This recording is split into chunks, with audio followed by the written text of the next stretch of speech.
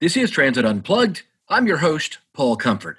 Thank you for being with us as we travel around the world and bring you the best of executive leadership in transit systems from America to Canada to the United Kingdom to Europe and today to the land down under, Australia. That's right. On today's episode, we bring you an in-depth interview with Neil Scales, Director General of the Department of Transport and Main Roads in Queensland, Australia, which is where the city of Brisbane is located. I recently became acquainted with Neil Scales as I did a drop-in staff meeting for him and talked about the future of public transportation. We enjoyed each other's company so much, I asked him to come and be on the program and help kick off an Australia series. Neil has a long and distinguished career in transportation, headed back to the United Kingdom, and then he was the Chief Executive and Director General of Mersey Travel, and has been there at the Department of Transport and Main Roads now for almost 9 years. As Director General, he has an amazing multi-billion-dollar operating and capital budget with assets close to $60 billion, almost 7,000 employees. He's responsible not just for public transportation, but also for all the roads there. His department has a very large responsibility in that part of Australia, and it's exciting today to talk to him, not just about the operations and what he does, but also a little more in-depth about his leadership philosophies. And I think you'll find it a fascinating interview from a gentleman who is at the zenith of his career, leading one of the largest transportation operations around the world. Enjoy today's interview with Neil Scales.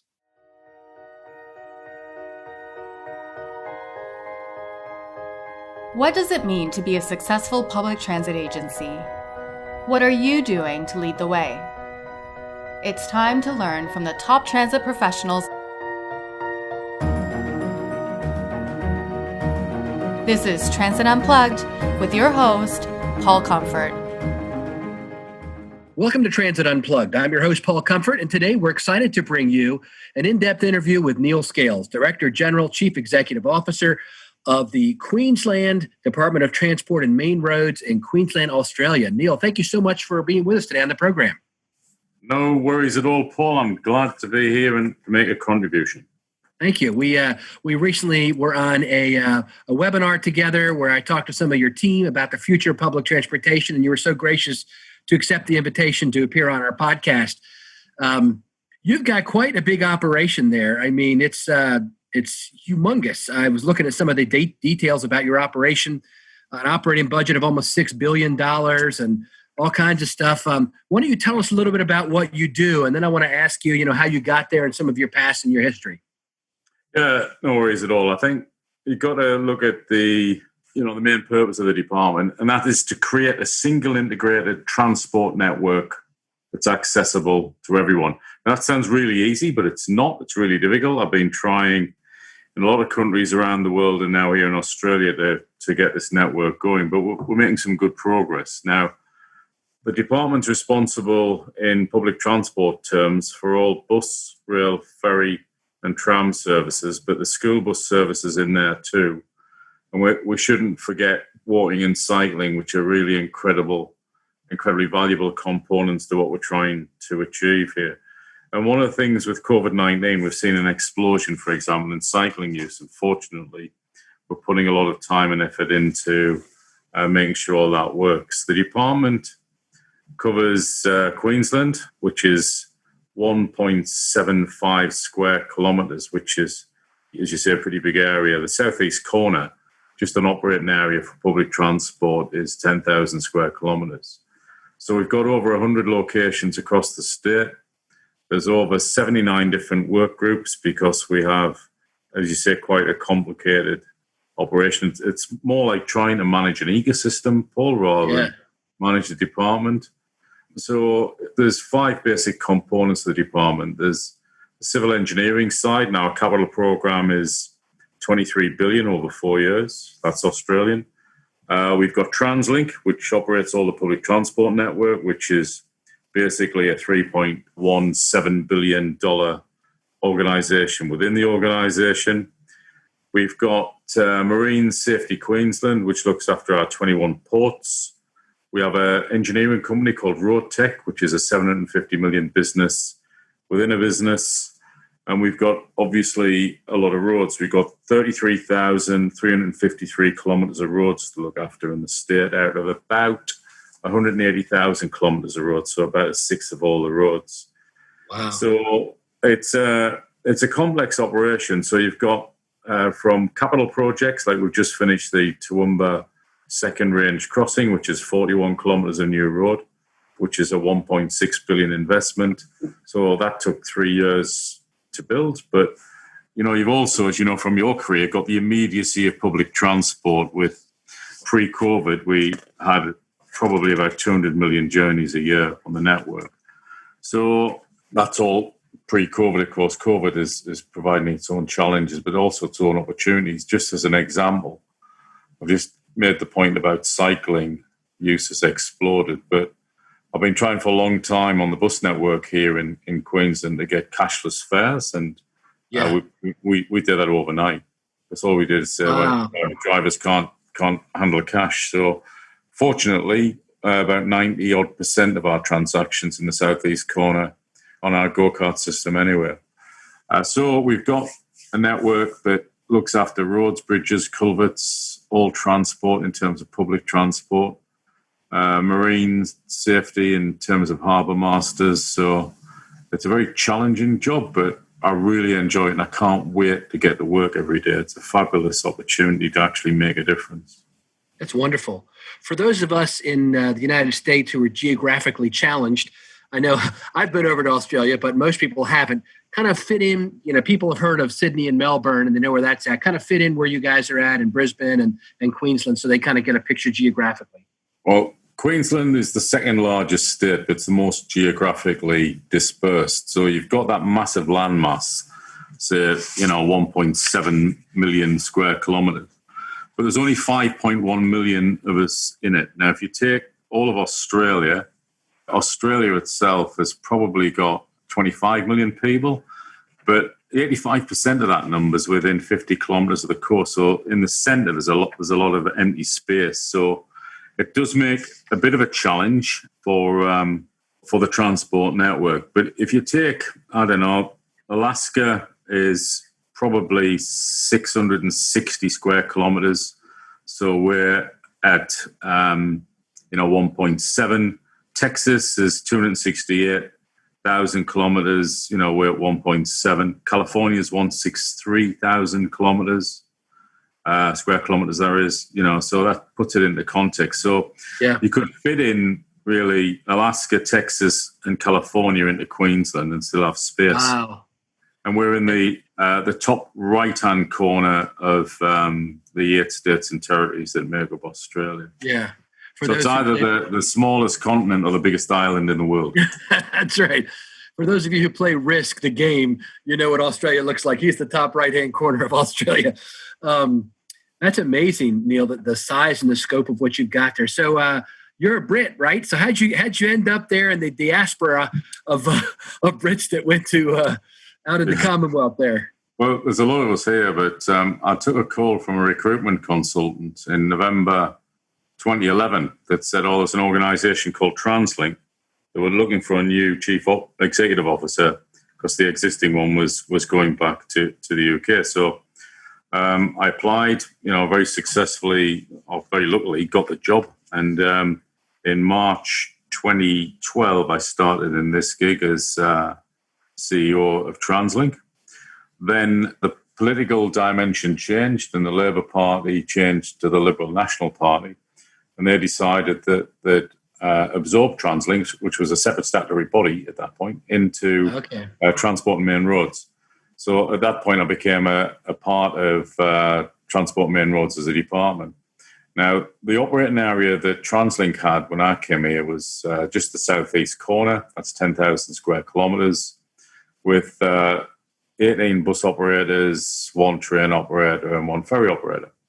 So then I became responsible for transport across the whole state. Then we had some changes in October 2012 when the then Director General stepped down, and I became the Acting Director General. He left in Christmas of 2012, and I took over permanently as the Director General of the whole thing in March 2013. So, and I've never looked back. So it's been a fantastic journey for me as a transport professional and engineer. And hopefully I've made a contribution while I've been here. We relocated the family in July of 2012. So wife, son and daughter came across, and sort of 7.5 years later, we're all Australians and we're not going back. We really like this country, and it's certainly what's got to offer for the kids, Paul. It is a lucky country. It's got lots of opportunities. There are lots of things here. And you've got some other responsibilities that you do, right? Right. I mean, you've got, in 2014, you became commissioner for the National Transport Commission, and you've done a lot of other stuff. Government champion for an Indigenous community, and all that. Yeah. Tell us a little bit about all that. Right. The National Transport Commission, there are 6 commissioners. 2 are appointed by an organisation called the Transport and Infrastructure Senior Officials Committee. So that's all the CEOs of either transportation or infrastructure in Australia and New Zealand, actually, in one place at one time. So that's a committee. The National Transport Commission is an organisation that actually forms the laws that then govern, say, I don't know, the use of electric vehicles or the use of autonomous vehicles in Australia.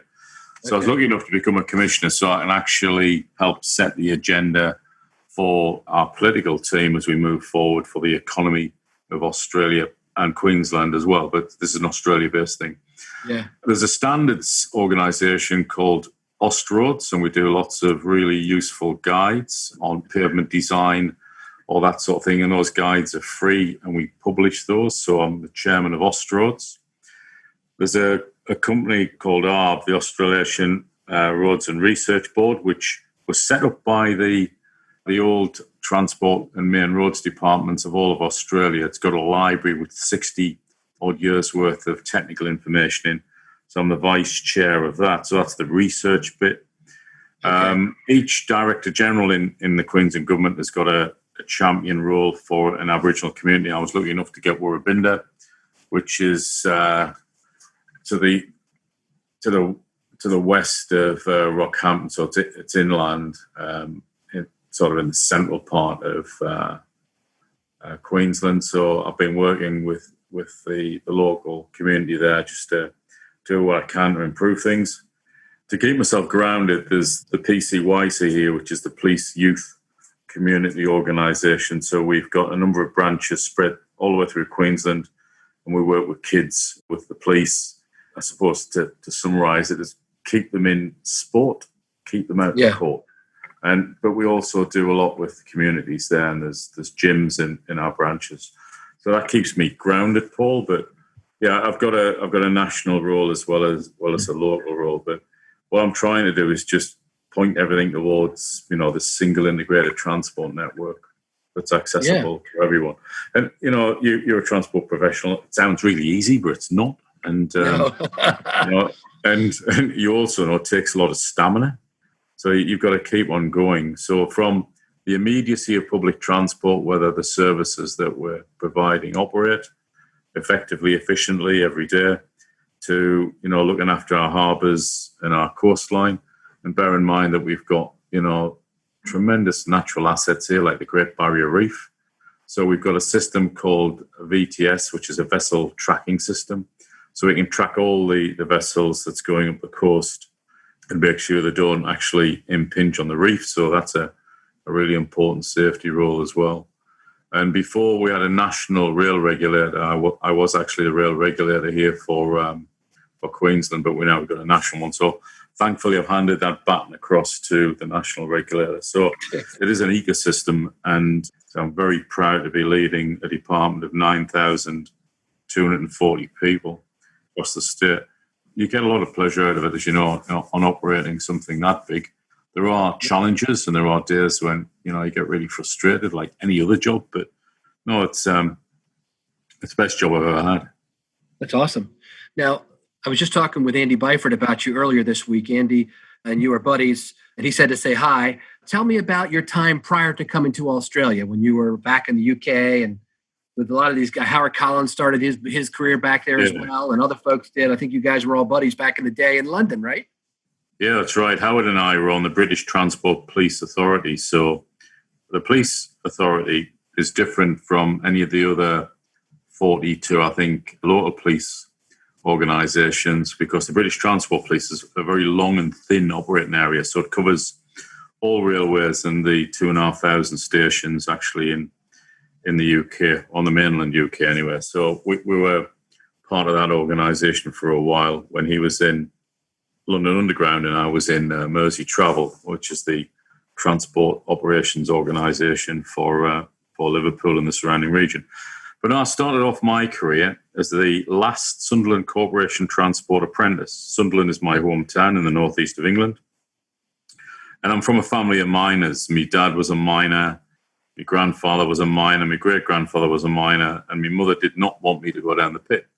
So she pointed me in the direction of being an apprentice, and I was lucky enough to get a job as an apprentice electrician with Sunderland Corporation Transport. Now, at that time, the transportation department of the corporation, which was like a large town, it's a city now, but large town, about 250,000 people on the northeast coast of England, with the biggest, it used to be the biggest shipbuilding port in the world. It also had a glassworks at Pyrex, and it had obviously a mine. So my mum didn't want me to go down the pit, and I'm the eldest of four, so she pointed me in the direction of an apprentice. And I'd worked out pretty quickly that although I really wanted to go to university, because of the miners' strikes, which were very high profile at the time, my dad couldn't actually provide for us. So one of the reasons for going to apprenticeship, I actually got paid. And I'd worked out that while I was getting paid as an apprentice, and I'd end up with a trade at the end, I could do ordinary national certificate and then higher national certificate, and then I could go to university after that. So I worked out that I could get a trade, get qualified. It was all day release at that point.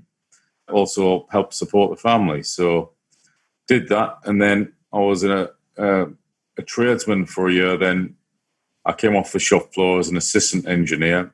The guy that ran Sunderland as an engineer probably worked out that maybe I had some small potential that he recognised, and so I did. So I did ordinary national certificate, higher national certificate. Then I did a degree. I did a Bachelor of Science in Engineering, then a Master of Science in Control Engineering and Computer Systems.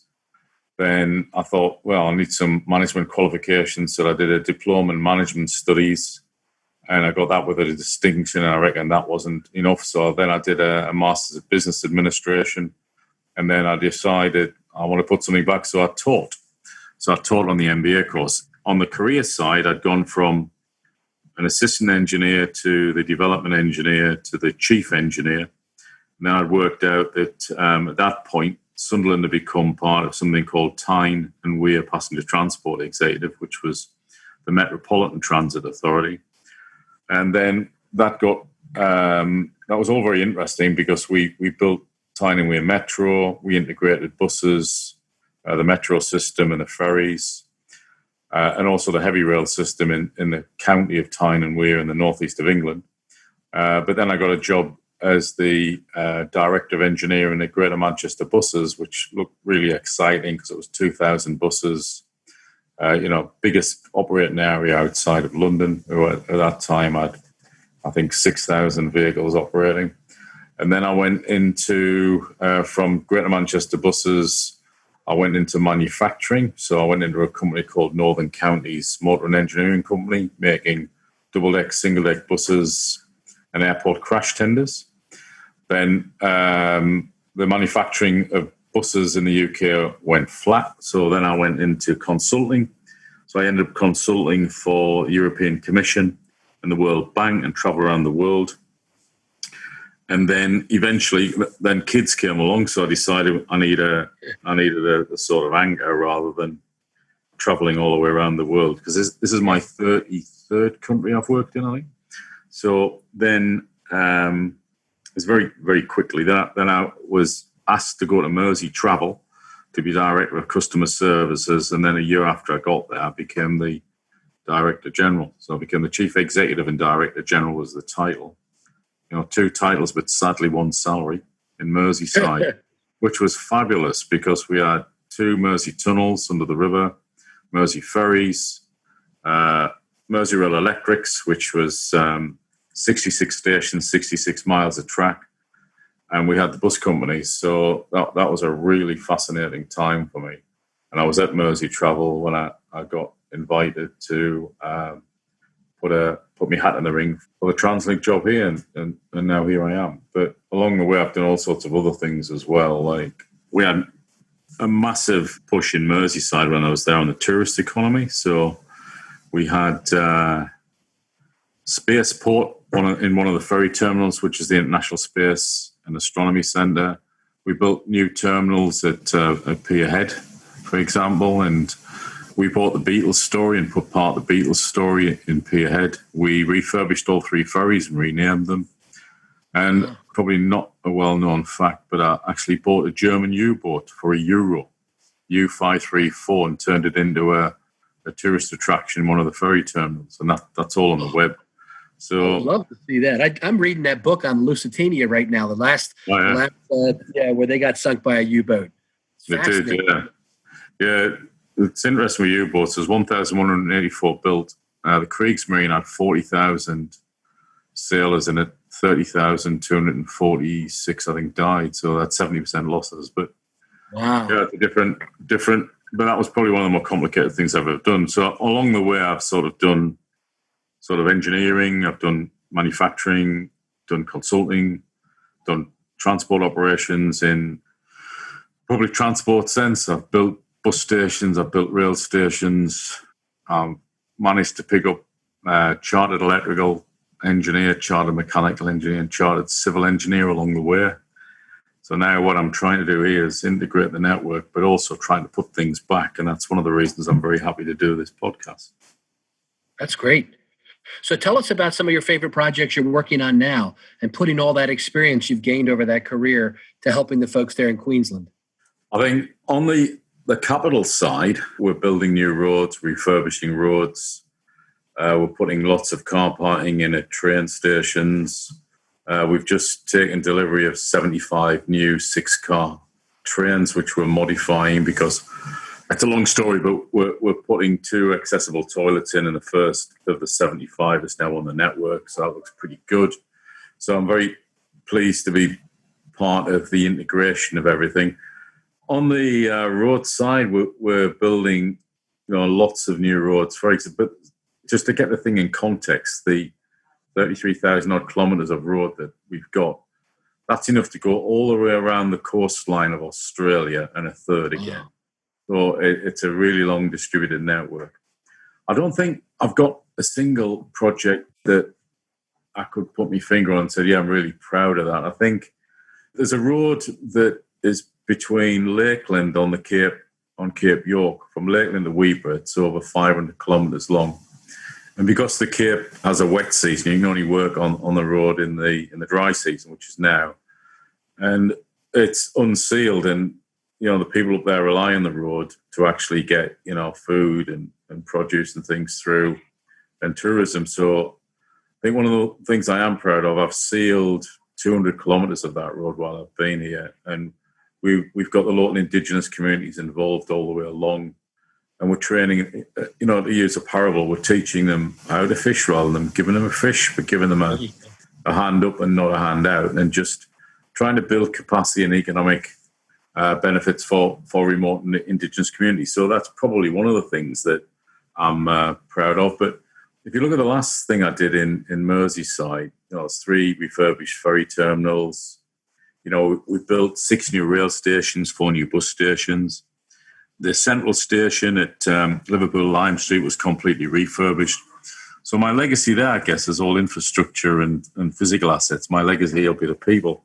Because what we're doing with the team here in the Transport and Main Roads family is building an agile, resilient team that actually, is making a huge difference to the people of Queensland. But, we're making people grow as well, Paul. So I think that my legacy here, I guess, will be the people, where my legacy in other places I've worked would have been physical infrastructure.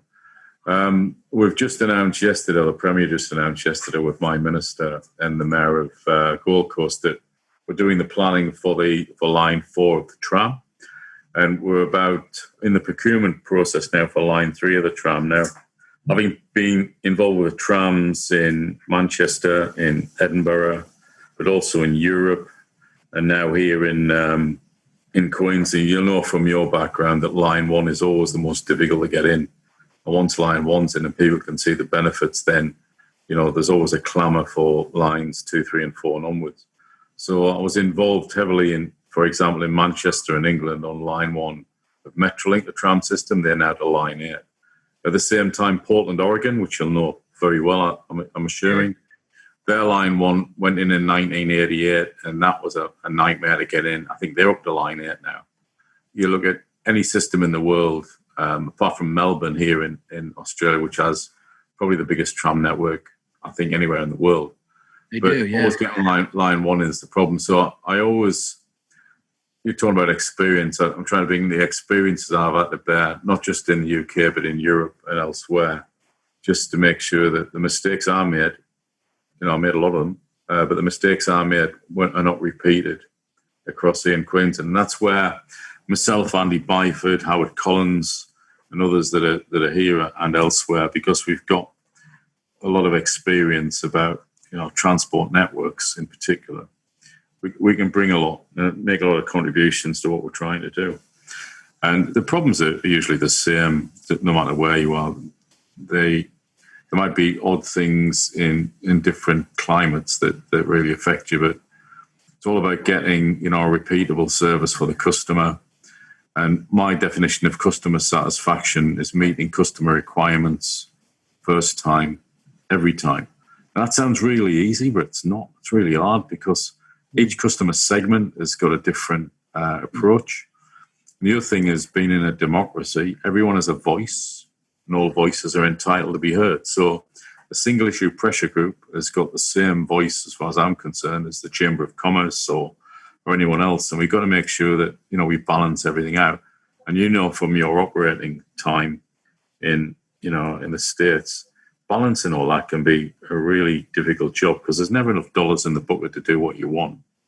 And with the advent of social media, if you don't provide what the public want or the customer wants, the response can be pretty brutal pretty quickly. And pretty unforgiving. And I'll just give you an example. We built an extension to the Bruce Highway called the Gateway Upgrade North. And we opened it on a certain day. And it was $1 billion worth of new road, new capacity. We put in bike paths beside it and all the rest of it. And the day we opened it, unbeknown to the people on it, there was a couple of crashes on the Bruce Highway upstream. So what happened was the traffic backed all the way down the Gateway Upgrade North, and we got panned on social media saying, you built this road and it's worse and blah, blah, blah. The next day, no crashes on the Bruce, and the thing operated perfectly. Great traffic flow, everything worked really well. Did we get any thanks? No, we didn't. All people remember was that, on the day of opening, it didn't work as well as it could have. So, but that was not the fault of the road itself. So what we need to think about, I think, as an industry is how we harness social media, how we harness new technology, how we harness messaging in vehicles, how we give the intending customers as much information as we possibly can so they can make good transportation choices.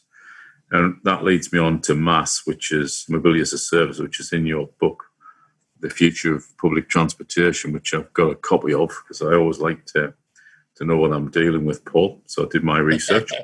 But Mobility as a Service is one of the most exciting things I've seen coming out of the technology advantages that this part of the world and others will actually take advantage of, because and I think it's people like you and I need to keep on pushing the boundaries forward with our colleagues in academia, with manufacturers, with operators, all the stakeholder groups, to make sure we push the boundaries forward and provide the best possible service that we can.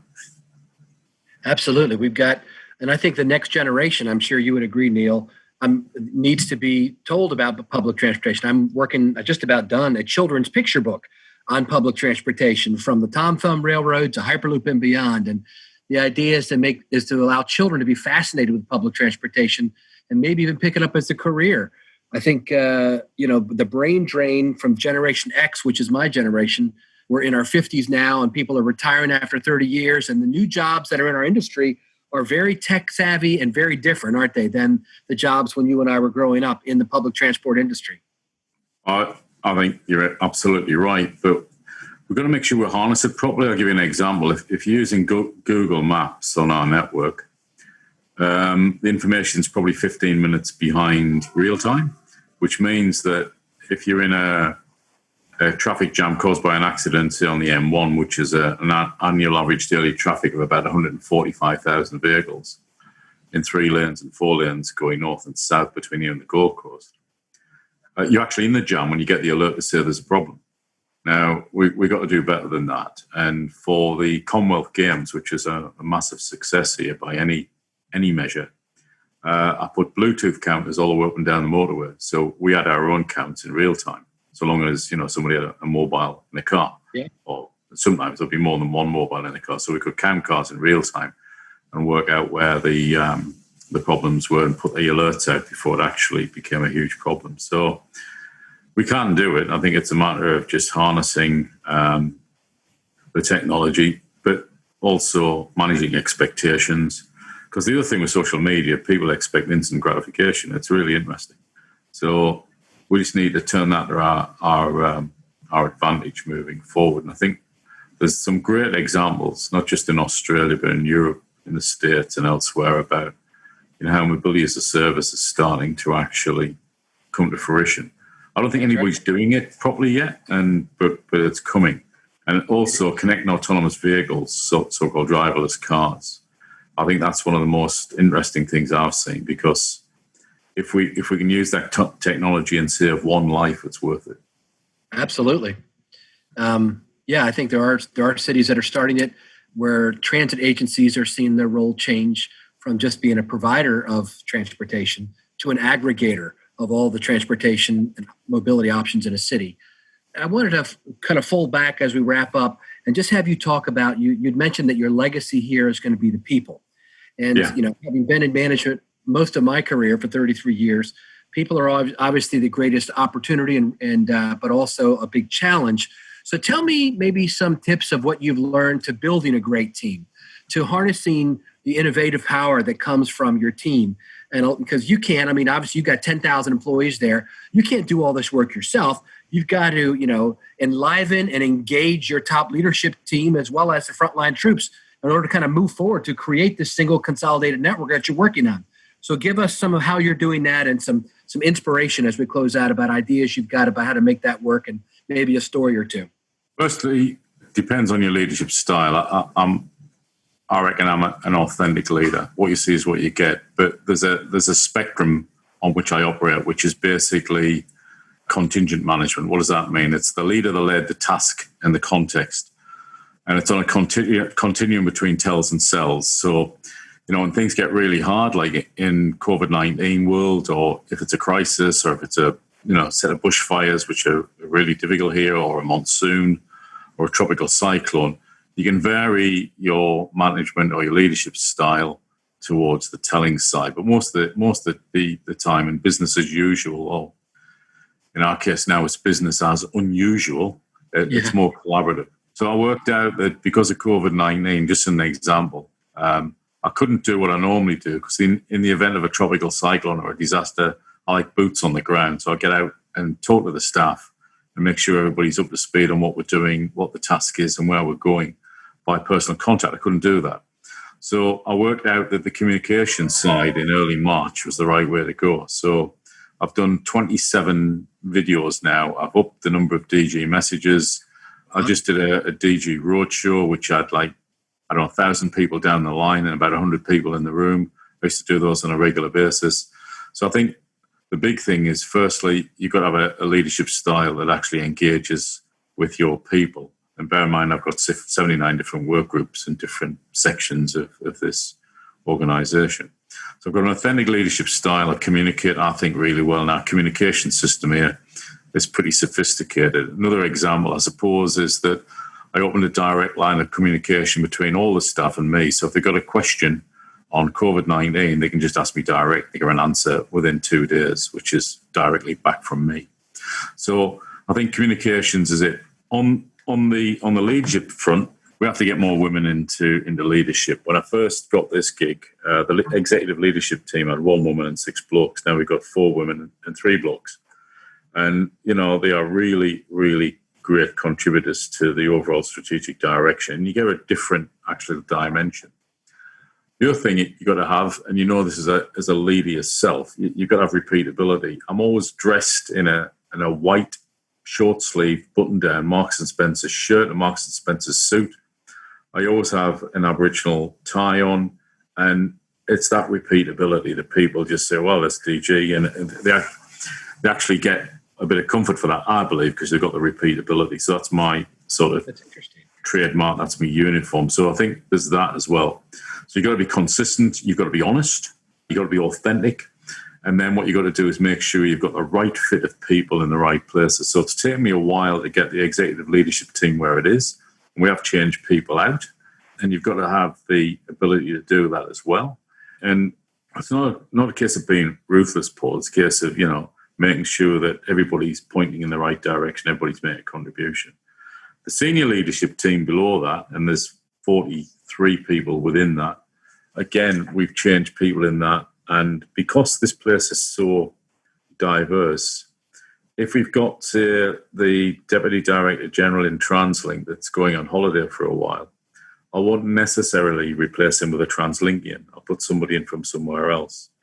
If we've got somebody in the planning area that's going on holiday, I won't necessarily replace them with another planner. So we are giving our middle management and our higher management an opportunity to see different bits of the business. I do a series of autumn lectures as well. I've done one for about 18 months, but these lectures are on authentic leadership. They're on, how to make a difference, time management, and then there's a topic that the leadership team or the wider leadership team will actually pick. As an ex-MBA, Master of Business Administration, a lecturer, I can actually use models from the MBA to actually bring things to life.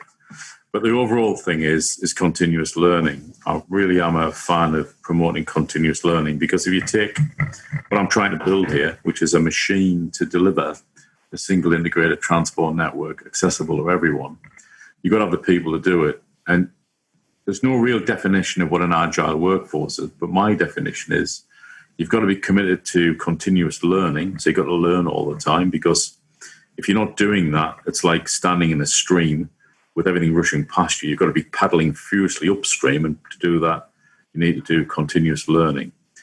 And you've got to be prepared to actually, give it a go. So the culture I've got here is that all my people, hopefully, have got an opportunity to actually blossom, but actually have a go at things and be courageous. And, as long as nobody gets killed, I don't get put in jail, and they don't make the same mistake, repeat the same mistake, I'll back my people up to have a go. And I think it's worked. And I think the results are that, and you can see the results, because there's less sickness and absenteeism, there's less turnover, and you can feel that the morale, and we measure the morale on a survey once a year, the morale's quite high here. And we are tackling really tricky issues through the department, like domestic violence, and we are White Ribbon accredited. We've just been accredited again. I was a government champion for that for a while. It just cannot be right that, 2 Australian women a week are killed on average by perpetrators, for example. So we've got a very strong ethical base. We've got a very strong leadership base. And our communications, because this place is so big, our communications network's pretty good. So I'll give you an example is, while I've been stuck in this place in COVID-19, what I'll do is I'll go out the building and I'll go down to the pier head, walk through the city centre and back again, that's 3 kilometres. Or I'll go down to the university grounds, go through the university, on the mangrove, walk on the river, then back in this place, that's 2 kilometres. But while I'm doing that, and I'm getting over 100,000 steps a week, but while I'm doing that, I'll make phone calls and just check up on the people. So rather than just walking around, I'm actually working with a purpose. That's just one little vignette, I suppose, of where I'm trying to keep connected. And basically what's happened is, and we've got this through feedback on the Director General videos, is people think that they're more connected. And I think there's an increased level of trust. And part of that goes back to the authentic leadership bit, and, just how not just me, but the executive leadership team, the senior leadership team actually conducting the business.